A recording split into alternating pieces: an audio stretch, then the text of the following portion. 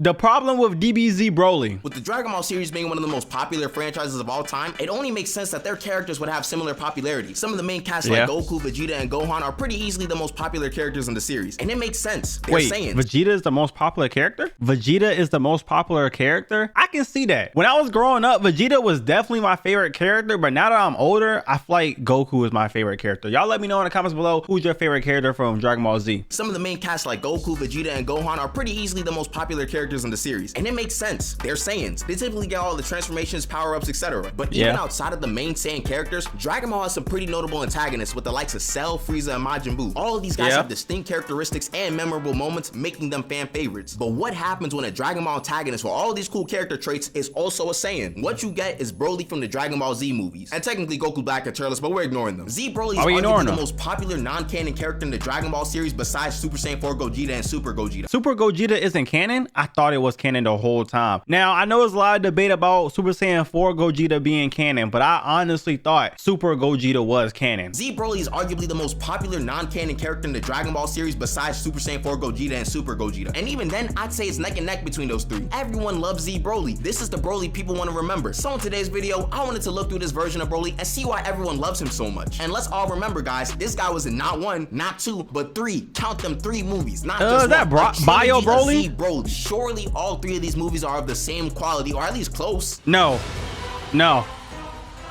I'm gonna bore you guys with the entire synopsis of the movie, so I'll give you some brief context before we get to talking about the main guy. First thing in the movie, we see that the South Galaxy was destroyed by a Super Saiyan, and King Kai is rightfully— Who destroyed South Galaxy? Maybe somebody with a really strong power level. Y'all know where that's from? Let me know in the comments below if y'all know where that's from. First thing in the movie, we see that the South Galaxy was destroyed by a Super Saiyan, and King Kai is rightfully pooping bricks right now because his galaxy is next. And may I say, this is an insane introduction to someone's character. It already puts them as one of the strongest threats in the series. Anywho, a Saiyan named Paragus randomly shows up to Earth to tell Vegeta that he's rebuilding the Saiyan race and that he should come to him to become the new king of New Vegeta. There's also some legendary Super Saiyan that only Vegeta can deal with. Clearly, this is a lie, but somehow Vegeta falls for all of this and goes with him. This of course causes the rest of the gang besides Goku to follow Vegeta to New Vegeta. Goku also learns of the legendary Super Saiyan in the South Galaxy and goes out to find him. Oh snap, it's Broly. As we can clearly see, this man Broly is tweaking at the mere sight of Goku. From here, we learn that Broly was pretty evil throughout his entire life, even as a kid. Broly is destroying a city and laughing maniacally while doing so. This guy was so manic that his father Paragus needed to create a device to control him. Oh yeah, I forgot to mention this, but Paragus is also evil and wants to use Broly as a part of his revenge plan. So Broly goes to fight Goku because he just can't stand him being around, and from this fight alone, we can tell this guy has something different about him. Isn't this the version of Broly that didn't like Goku because Kakarot was crying when he was younger? Why'd I use both his names?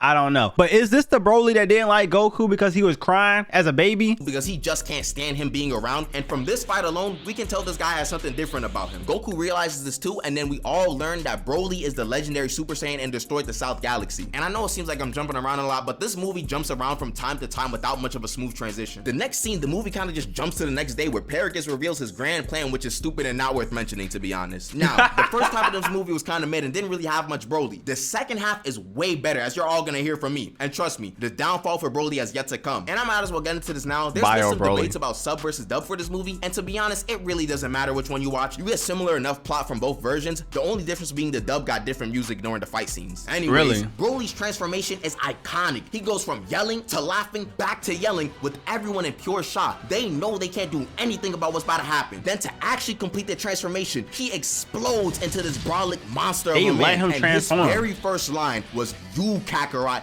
I choose you to be the first of my victims." Oh yeah, don't mind this little counter here. Imagine this beast of a man who's like 7 feet tall choosing you of all people not to be his first opponent, but his first victim. Then yells like a madman, charges in, then starts showing off a fighting style only someone like Broly could pull off. And while Broly is terrorizing Goku and Gohan, we get his full backstory. And I put air quotes around it because it's just 2 minutes of Paragus yapping. All we learned is that Broly didn't like Goku crying when they were in the nursery, and that Broly was really strong when he was born. I low-key think this part gets dragged because people Hold on, should I censor that? Did I just see a little Goku peep? They don't have genitals. YouTube, they do not have genitals. I promise you, do not yellow mark this video. Broly didn't like Goku crying when they were in the nursery, and that Broly was really strong when he was born. I low-key think this part gets dragged because people be acting like this is the only thing that happened to Broly as a baby when King Vegeta literally tried to murk him and his dad to keep his throne safe. Now, we can argue that he was scared of his power. PTSD for Broly, but that means we gotta assume that the writers were thinking that deeply when creating this character, and that's not something I would bet bet my money on at all. But yeah, Broly starts violating the Z fighters in this battle, and I won't go into every single fight scene because we've seen approximately 12,038 videos on this fight already. I just want to go over some of the moments that show off Z Broly's personality, and trust me, there's a lot of them. For example, for like 20 straight minutes, Broly is trash talking all of the Z fighters while beating the brakes off of them. He actually talks quite a bit contrary to popular belief. He's not just screaming Kakarot over and over again. Well, Kakarot! He asks them straight up, do y'all think 3-on-1 is enough to beat me? Do y'all got the juice to beat me? Then like 3 seconds later, he pump fakes the Shamotions for no reason and blows up their planet and just says, whoopsie, my bad. And in the next fight scene, after putting Trunks out of the fight, he asks Goku, how much do you love your son? Which is one of the craziest threats I've seen in Dragon Ball. This is past hating, this is just being deranged. But hey, if you look at that, this Broly guy's not too bad. He's giving Goku a nice brotherly hug.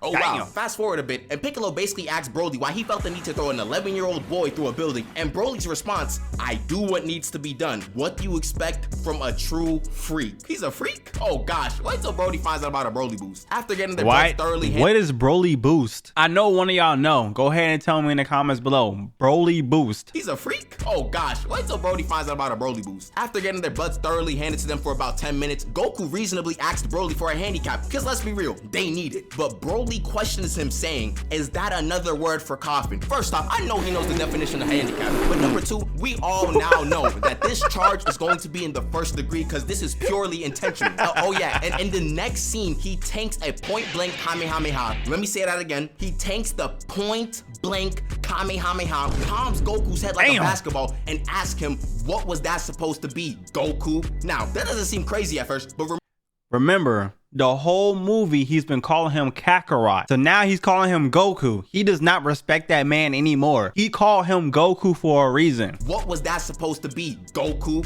Now, that doesn't seem crazy at first, but remember, Broly only calls Goku Kakarot, so he intentionally called him Goku to mock him. He also managed to break Vegeta's will to fight throughout the last half of the movie. He beat Vegeta's will to fight. That's the craziest thing in this movie. This the man, the most prideful man of all time. He fucked over the Cell Saga, fucked over the Android Saga. He's a fuck up. His pride is his hubris. Broly only calls Goku Kakarot, so he intentionally called him Goku to mock him. He also managed to break Vegeta's will to fight throughout the last half of the movie, and once Vegeta mustered up the courage to actually fight him, Broly one-shots him and says he's all bark and no bite. But the best moment of this entire movie is when that man Paragus tried to escape the planet because he couldn't control Broly anymore. Broly catches him in the act, and Paragus tries to lie to say that the pod was for both of them. But Broly isn't dumb and asks him how is he gonna save 2 people in a rocket built for 1 person. He then proceeds to pick up the pod and crush Paragus to death. So for the past couple minutes, we can see that Broly has a personality in the first movie that's fairly entertaining. The counter for all of his trash talk isn't even accurate because I left out a lot of the lines. He's essentially like any other Saiyan but more sadistic. And even then, we already know how evil Saiyans work, so if they had Broly's power, I feel like it's possible that they'd act a little bit similar to him. So Broly seems to be an entertaining character that seems to be written well enough. Where did they fumble? Well, we haven't gotten to the conclusion of the movie now, have we? This feels like the turning point for Broly as a character. Goku starts getting the BS power up because the movie needs to end in 2 minutes, and Broly, after beating up Goku for like 20 minutes straight, begins to back up in fear? Then Goku just one-shots him with a singular punch?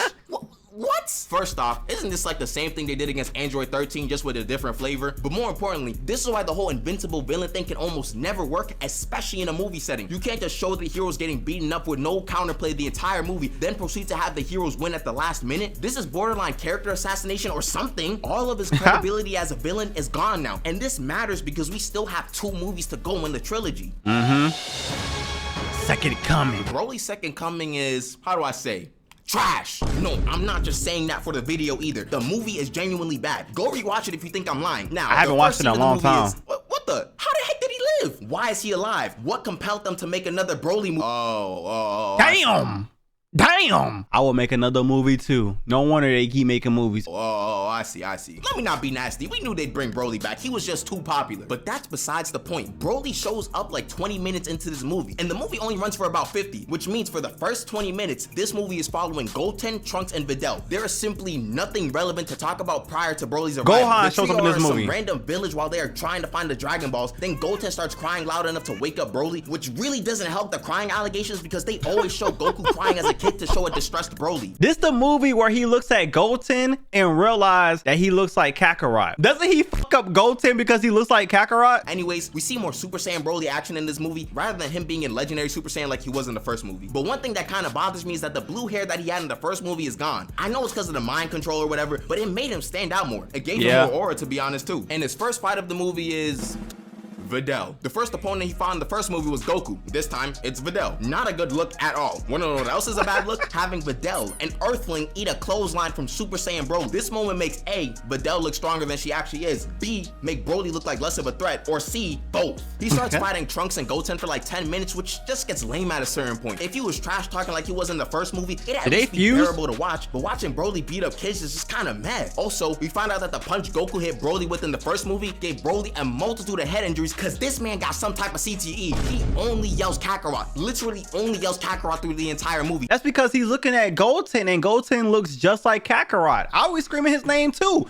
Like, Kakarot, come get your son. How much do you love your son? Literally only yells Kakarot through the entire movie. He doesn't speak any other English. He sees Goten, he yells Kakarot. He sees Gohan, he yells Kakarot. Oh yeah, Gohan's around, by the way. One of the highlights of his fight versus Trunks and Goten was getting peed on. One of the highlights was getting peed on. Yes, you heard that correctly. We go from beating up the main character to getting peed on by a child. What a fall from grace. Oh my.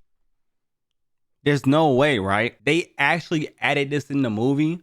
Why? Why was this in the final cut? From beating up the main character to getting peed on by a child. What a fall from grace. Oh my gosh. Anyways, Broly does a big blast. Gohan pulls up and Broly transforms in. Wait a minute. Is that the exact same transformation from the first movie? Ah, come on, bro. Like, I know it was a good transformation and it seems nitpicky, but bro, it's the exact same thing. And also, the green hair is gone too, even though it felt like his hair was green. Because it's legendary. My theory is that the Budokai series and all the other Dragon Ball fighting games were already under works, and they needed extra animations for a Broly character, so they just had to force out another Broly movie. Broly starts to fight Gohan. The fight is kind of mid, to be honest. It's just a lot of grappling, with the highlight being demonic playtime. What kind of image is this? Look at the angles of Gohan's arms. They are not supposed to be bent at an angle like that. Anywho, Gohan gets Broly in the lava. Rada, rada, rada. Broly lives. Rada, rada, rada. Gohan says he's had enough, and Broly says what he usually says in this movie. Kakarot. Till you lie dead at my feet. Hello?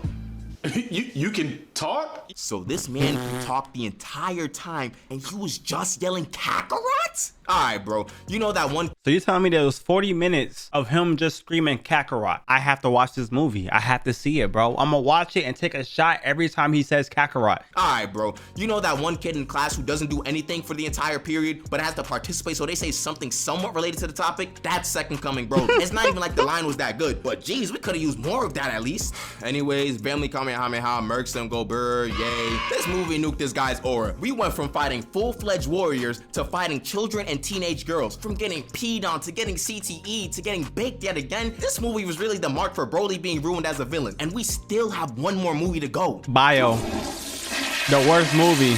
Bio. Broly. There's not even a Gohan in this movie, so we just rocking out with Goten, Trunks, 18 Krillin, and Hercule. This movie doesn't even feel real when you watch it. It feels like a fever dream. It doesn't even feel like a Broly movie. They kind of just made a bio monster and incorporated Broly somehow. I should add that this is a clone of Broly, not the real him, but you know, his name is in the title, and this is technically a trilogy, so we're holding it against Z Broly as a whole. Sorry. Damn. And this movie is disgusting work, both figuratively and literally. They brought Broly back just to cover him in sludge and make him fight kids again. I don't know what y'all want me to say. It's just a freaking sludge monster. This infuriates me just looking at this. Look, this was Z Broly in the first movie, and this is Z Broly in his last movie. This movie don't deserve a summary, rant, or anything. It's just cheeks. Also, the last scene of this movie low-key suggested that Goku and Pikkon were gonna go after Broly in the afterlife, so I guess there was gonna be another Broly movie? Good thing that was shut down quickly. I don't know what I would be doing with myself if I knew there were 4 Z Broly movies out there. How dare they try to make another Broly movie? What the, what?